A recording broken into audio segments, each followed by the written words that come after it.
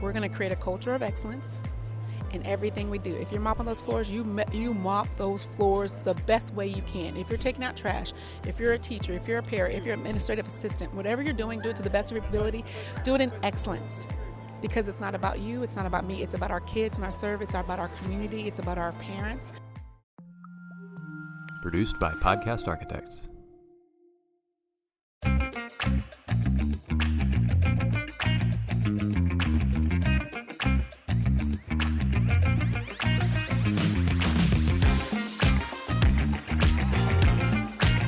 Welcome back to another episode of The Path Forward. As always, I'm your host, Dr. Rick Fernandez, and we're at TASA Midwinter 2024, and I have one of my favorites, one of the special guests that I call favors on, so she's doing us a favor today. Oh, hush. Dr. Tiffany Spicer, Superintendent. Yes, sir. Buna ISD. Yes, sir. It's like a 1-year anniversary. Yes, it is. It is. I was here last year, and that was my first year, and now year 2, here we go, strong. Well, I had to have you back because I want to get your take and your perspective. 1 year in the seat, Give me some things that were highlights for you.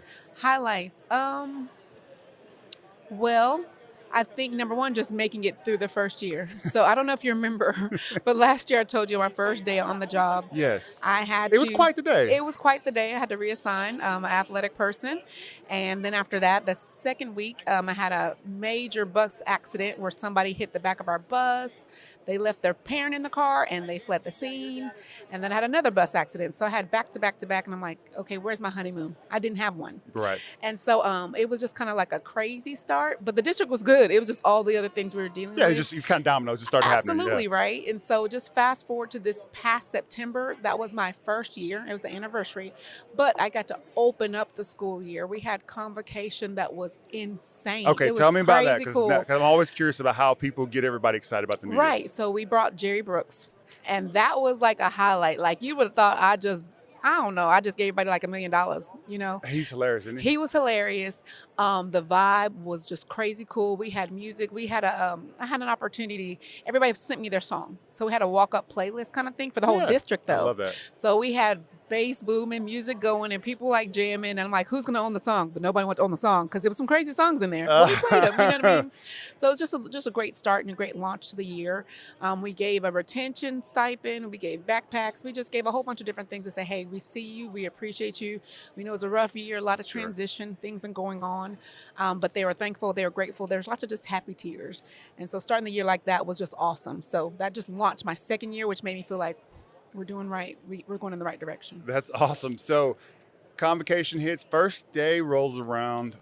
What did you do the first day, and what do you remember is like that? When you see the kids the first day, it's just like, all right, this is why we do this. It was amazing. Like I had on my little first day of school outfit. Which was what? I had on this cute little brown dress from Ann Taylor. It was really, really cute, but very simple. You know what I mean? Because I'm suited out. So I'm just like, no, had on cute shoes, cute outfit, cute hair. And I'm just walking around seeing kids, and kids are showing me their outfits, and teachers are having their outfits. So it was just a great first day to be back.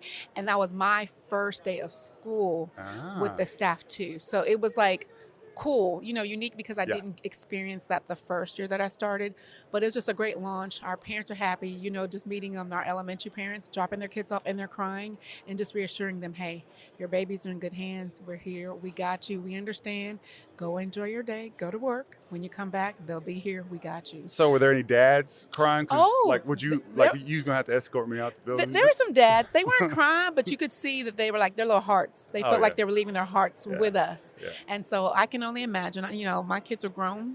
And so I'm kind of like, I'm past that. But I do understand for people who have littles that are leaving them with us on a daily basis. Absolutely. And that's one of the hardest things for a parent to do. And to do that and say, okay, I'm trusting you with my child. I'm trusting you with my child. The best prized possession, the best that they have, right? The best that they have, the best that we're doing. And Lord knows I make some mistakes, but we're giving you everything that we have. Absolutely. Right? Absolutely. And that's a perspective sometimes we forget as educators. Like, look, we can complain about what I'm sure people complain about my parenting, but I'm trying. That's what I got. I'm trying. And that's all I know. Yeah, I'm trying to do the best that we possibly can. So let's talk about your teachers. What is the focus for this year? Like, you're fired up for convocation. Is there anything you want to say, hey, this is going to be our one or two big things we're focused? Yeah, we talked about a couple things. One, I was like, we're not going to start a whole bunch of new initiatives. I'm not that initiative girl. Right. I'm like, hey, let's do one or two things and let's do them great. And so as a system, so convocation, we just talked about our communication and just singing our own praises. So as you know, public school, it's under attack, right? Oh, absolutely. Everything you hear in the media is negative, negative, negative. And so my message to the staff was, here's the thing. We're going to create a culture of excellence in everything we do. If you're mopping those floors, you mop those floors the best way you can. If you're taking out trash, if you're a teacher, if you're a parent, if you're an administrative assistant, whatever you're doing, do it to the best of your ability. Do it in excellence. Because it's not about you, it's not about me, it's about our kids and our serve, it's about our community, it's about our parents. And so that was like kind of the message for everybody else. And then instructionally, we just talked about literacy. Yeah. That has been our focus. It's kind of getting back to the basics on how we do literacy pre-K through 12. Yes. And so that's been the focus. So my belief, and I think our team's belief, and even our teachers and meeting with PLCs, is if we can fix that instructional and kind of close the gaps that we have, accelerate the kids that need to get caught up, if you will, and just make sure we have some fundamental practices, best practices, if you will, in place, our kids will excel. I'm not a person who says, hey, star. I get it. It's there. But my belief is this. If we do right by our kids, set up systems and processes for them to be successful and for our teachers to be successful, it will take care of itself. Yeah, absolutely. And so that's what we're trying to do, is just focus on that literacy piece right now as we go through the year, and not just in our English classes, but across all contents. Yes, because we're all reading teachers, right? Absolutely. And I feel sorry for some of the kids that I was their reading teacher, so to speak. But it is something that we all have to own, because we're all in it together. We are. You know, you speak about your admin team, right? So this is their first full year and kind of kicking off. What was your focus for them? Is there some leadership components? Just like, I really want you guys to hone in on this year. Yeah, we did a book study last year that finished at the end of last year, but beginning of this year. John Maxwell's 17 Essential Leadership Skills. I'm sure I'm missing up the title, but working through that helped us work as individuals, but also work as a collective. And so we kind of navigated our way through that. But then also at convocation, the whole district got the book. Okay. And so my expectation was, hey, let's work on this together as a system. So for me, I have ladies in our admin building, and I have assistant soups in there. I have administrative assistants. We're working through the chapters of the book. The high school, the junior high, elementary. Everybody. Anybody's a director, that's what you talk about. So the coaches, and one of my coaches is like, my coaches really like this. And I'm like, oh, yeah, because sometimes coaches are just like, yeah, we love you, but we don't, Yeah. And so we'll be at the meeting. Yeah. Right? Yeah. And so it's one of those to where everybody's like, okay. Number one, it's an easy read. And number two, it's kind of like about a self-reflection. And so once you kind of get like, this is what I need to do, how can that impact and help me as a teacher, me serving my students, my family, my community? So I think that was a good launch, and just easy, but kind of getting what we wanted to get across to this whole system. You know why I love that? And I think that what you said is important, right? Because so often professional development is centered on how to make you better, right? Instead of how you can be better internally. Like we're doing something for the external effect, and to give teachers and your staff something that's going to help them grow internally, and it may not see a direct correlation, right? Yeah, but it's something that's like, okay, this is for my well-being and benefit. Correct. Well, and you know what? Speaking of that, I think sometimes people forget that we serve people. Yeah. Right? And yes, we have to get results, and we will get results. I'm that person. We're going to get results. We're going to take care of kids, but you got to take care of your people. And I think sometimes we forget that. We're doing the work. We're grinding. We have TA saying this. We have the community saying this. You might have your board saying this. You might have your staff saying something different, right? Sure. But you got to take care of people. And that's what my firm belief as a leader. And that's like what I do as a superintendent. And that's what I'll do forever. As long as I'm, in this role of superintendency, I want to make sure that we take care of people. Because when you do, they'll take care of kids. And when you say, I see you, or when I say, hey, I see you, and I know that you got some family things going on, go handle that. They respect that.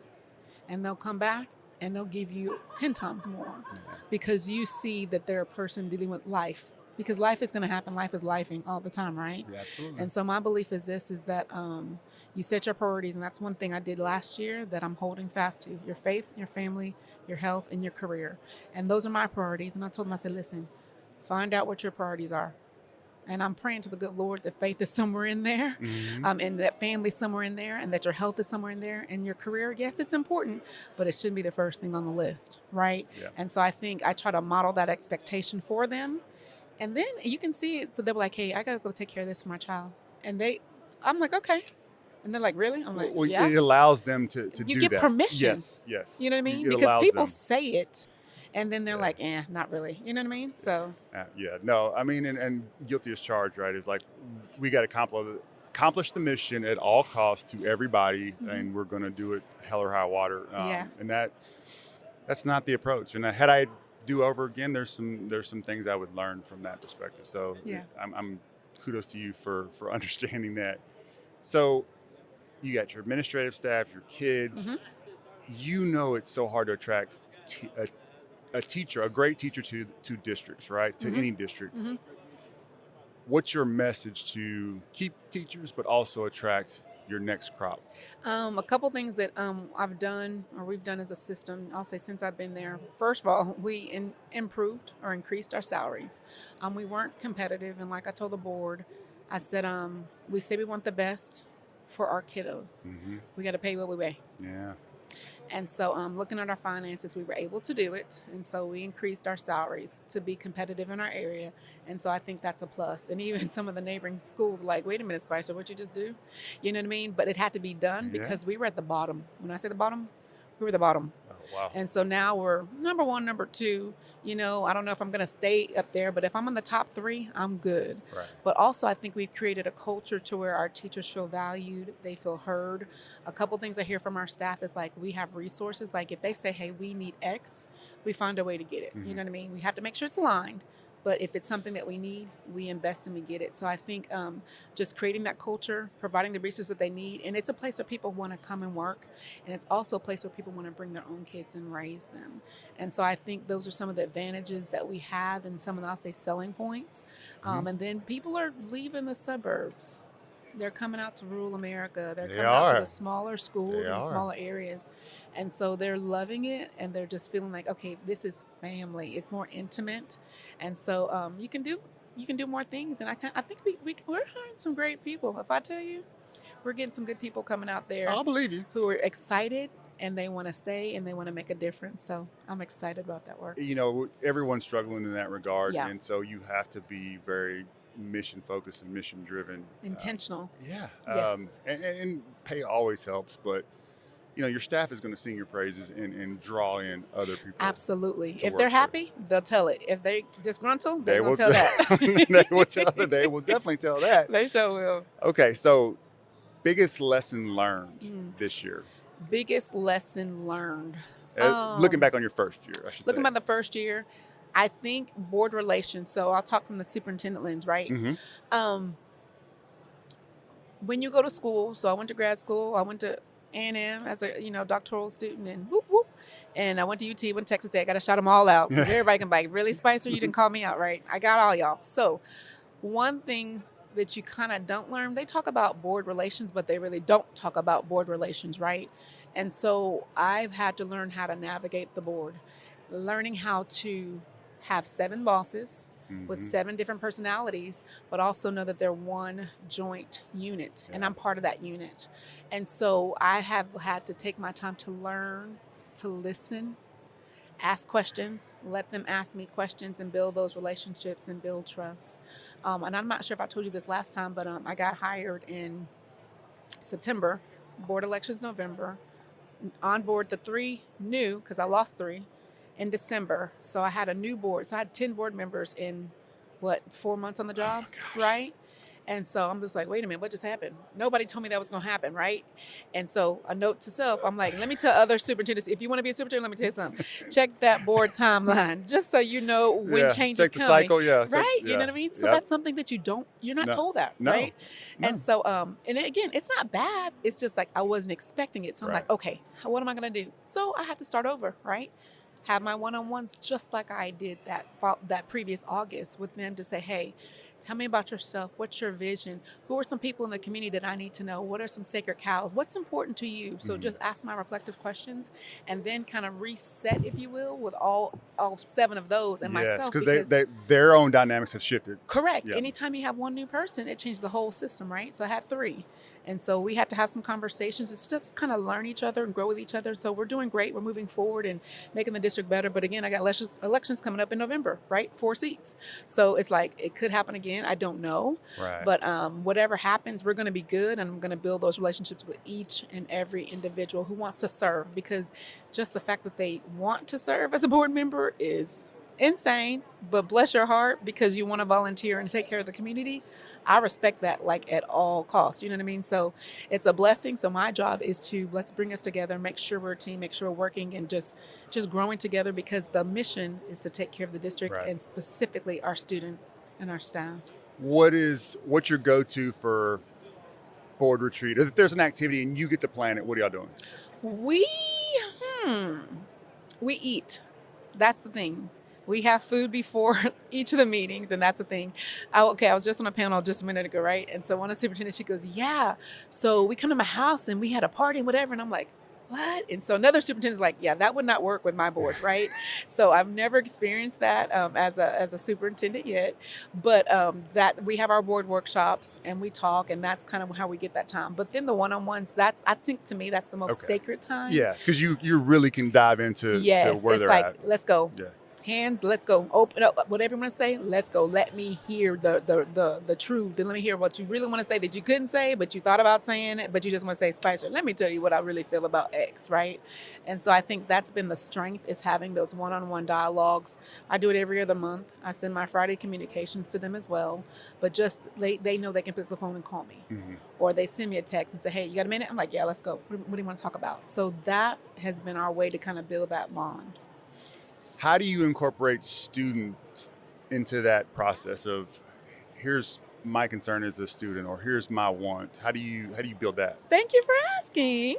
So we have Superintendent Spicer's advisory panel. That's a whole lot of alliteration. It's SA3S.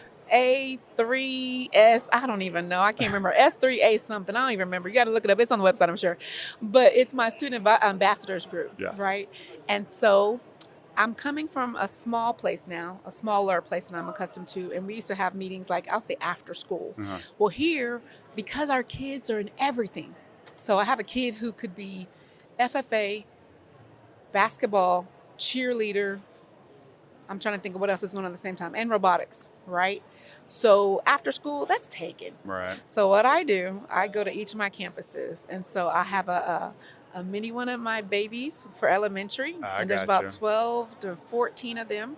And then I have a meeting in my junior high, and it's about the same number. And then I have my high school group. So it's about 45 kids total, but it's like 12 to 15, 12 to 15, 12 to 15. So like say in February, that's my next one. I have one on Monday, one on Tuesday, one on Wednesday. It's a week worth of a week worth, Yep. I bring pizza. They have questions. They gave feedback on the calendar. They give feedback on dress code. Everything that they're thinking that they want to change and want to get feedback on, we're talking about. But I've also said, okay, we can talk about it, but what are you going to do? Mm-hmm. This is where I'm going to teach you how to advocate and share your voice, because we need to hear from our students. So that has been the baby that we started this year, to kind of hear our student voice, because they're our main stakeholder. So what is something that they've either asked for or brought to your attention that was totally unexpected, out of left field? You're like, okay. Is there anything that's, it's always, because you know how honest the kids are. They are brutally honest. Okay. I have 2 for you. With the calendar. So my elementary babies, let me go back. We start school on Wednesdays. This past year we started on Wednesday, and the year before we started on Wednesday, like a midweek start, just to kind of get them acclimated and transition. So my high school kids are like, yeah, we like Wednesday, My junior high was like, well, what if we just do two days, a Thursday, Friday? Well, elementary baby said, we just want to start on Friday. We just want to come to school for a little bit, play for a little bit, then have a weekend, and then start school. And I was like, okay, I'm listening. And I was like, I'm going to tell you this. I'm not sure if it's going to go over, but whatever you're bringing me, just so you know, I'm going to take it to the group. And so I shared that back with our community meeting. So it has my teachers, my The calendar committee. Yeah. And so just shared the feedback from the kids, and they were just like, okay. So that was one of the ones where I'm just like, oh, okay. And then another thing that the kiddos said that kind of caught me off guard, elementary. So my junior high and high school, you have 8 periods. You go. Well, my elementary baby said, oh, we want to float. We want to have different teachers. We want to move around the school and move around the classrooms. I'm like, oh. So that's something that my bigger kids, 3rd, 4th, and 5th graders said. They want to be like the junior high and high school kids. So I was like, well, we're going to talk to the principal. And she's like freaking out. But, out of the mouths of babes, they want to be big kids because that's what they see and hear from their siblings and other people that they know. So, yeah. I was very interested. We haven't touched it yet because we're looking at next year already, but I was like, interesting. I like it. I like the idea of it. I know, like you said, principal, master scheduler, like, oh, don't do that, please. We just got the specials. What does fixed. that mean? The whole rotation piece, right? Yeah, no, but that is interesting. Right? I would have not guessed that. That is a left field. Me neither. I was standing there like, oh, okay. You know what I mean? But they came up with some pretty cool stuff.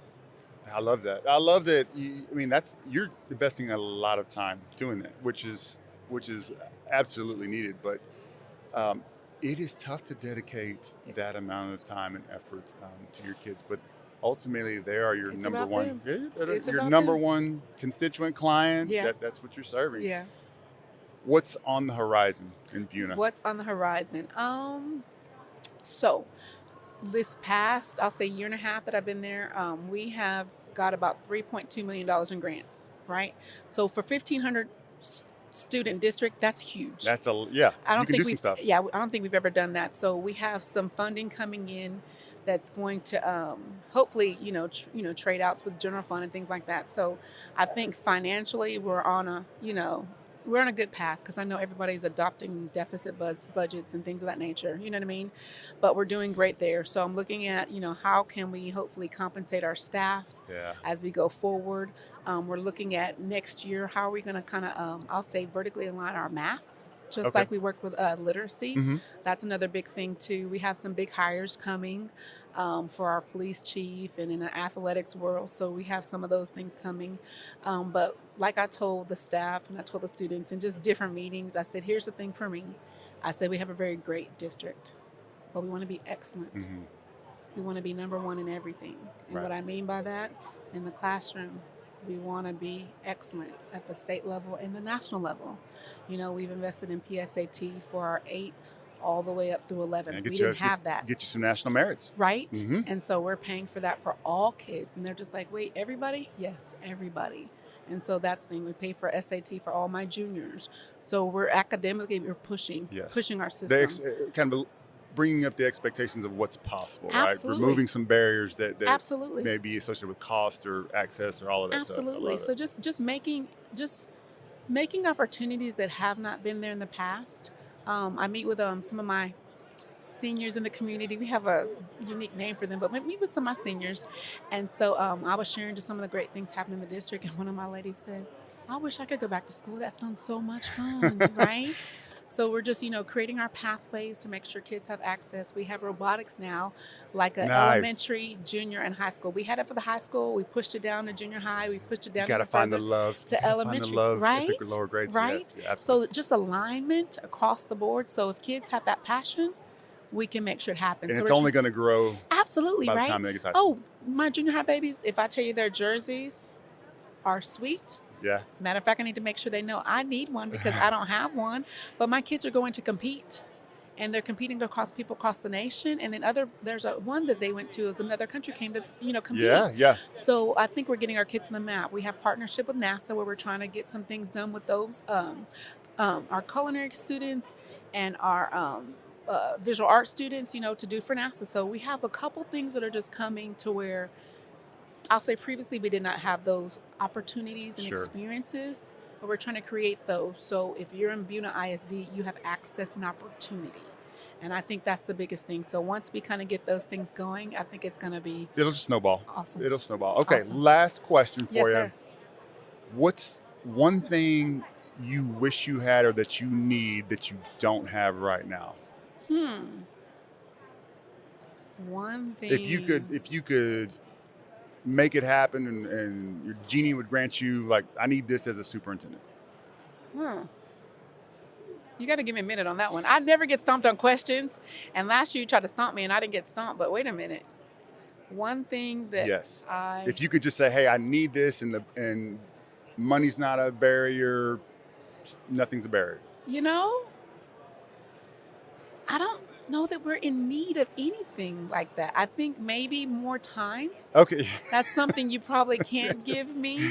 Well, I guess But the genie could give if you you that. could create more time. Yeah. Because there's just so much we want to do and so much that we're doing. And sometimes I wish I could say, you know what, everybody, just take the day. I know you're tired. Yeah. Take the day. Let's do self-care. Everybody go get a massage. Everybody get $1,000 and go just do some self-care. I'll see you tomorrow. You know what I mean? So if I could do something like that for the people that serve our kids, that would be awesome. So you want a free resort for staff? You know what? Done. You gonna make that happen for us? No, I'm not. It's been caught here live. We're gonna have a resort retreat. I'm gonna be working there because I ain't Buna gonna have a job if I throw that out there. I'll tell you that. No, I love that though. Gotta take care of our people. Yeah, you do. Yeah, you do. No. Well, you're off and running. Yeah. I was waiting on, like, I had some road bumps here, and you got it going on. Hey, we're sprinting. It's a marathon. Always we're is. sprinting at some points. We're jogging at some points. We might be walking at some points, but we're still making progress forward, and that's the bottom line. Absolutely. We're moving forward. We're moving together. We're learning from each other. We're loving on each other, and we're taking care of kids first and foremost. Well, I mean, you're a blessing to all of us, and Thank you. obviously to your kids there, and just keep fighting the good Yes, fight. sir. And, Yes, sir. And you've got support Yes, sir. from everybody here. So I appreciate it. thank you for joining us. Thank you for having me. Always. Now, is there anything you want to shout out? Do they need to go to the website? Do they need to follow you on socials? Oh, Anything? yes. I'm on Twitter, Dr. Tiffany Spicer. I have a website, www.tiffanytspicer.com. There I blog. You asked about this is, my second year. So I started blogging about the first year. So I'm still blogging about my second year.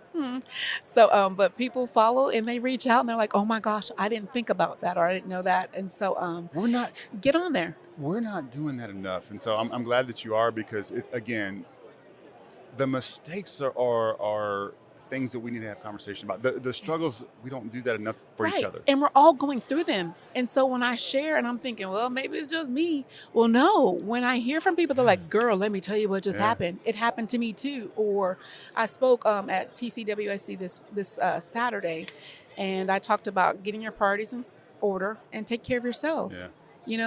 Yes, one lady at work, I lost some weight because I've been exercising and taking you look care of fantastic. myself. Thank you so much. And I told you that, yes. Thank you so much. Well, she said, are we stressing you out that much? I said, girl, no, it's the other way around. I'm just exercising, taking care of myself so I don't get stressed out. That's right. But talking to these women, they're like, oh my gosh, I needed to hear that because I'm stressed. And when I stress, I eat. Or when I'm stressed, I cry. Or when I'm stressed, I do this, And so we're all going through it. But nobody has, I'll say sometimes the strength or the courage to talk about it. Mm-hmm. And so I'm just like, you know what, let's put it out there. Yeah. This is my reality. This is where I was. This is where I'm at now. And by golly, I'm not where I want to be, but I'm making progress. I'm on the journey. Yes. I'm on the journey. And I have a new lifestyle change. So when it is stressful, because it is, don't get it twisted, I'm okay. Yeah. You know what I mean? Yeah. I can bounce back a little bit faster than I did if I'm just like, oh, I'm struggling, right? Absolutely. So, Absolutely. Words of wisdom. Well, thank you for being here. Thank you for having me. Open invitation anytime. Yes. Thank you, too. Coming out to Buna, Texas. We will do that. And to all our guests, like, subscribe, share, follow Dr. Spicer, check out what Buna has going on. And thank you for being here.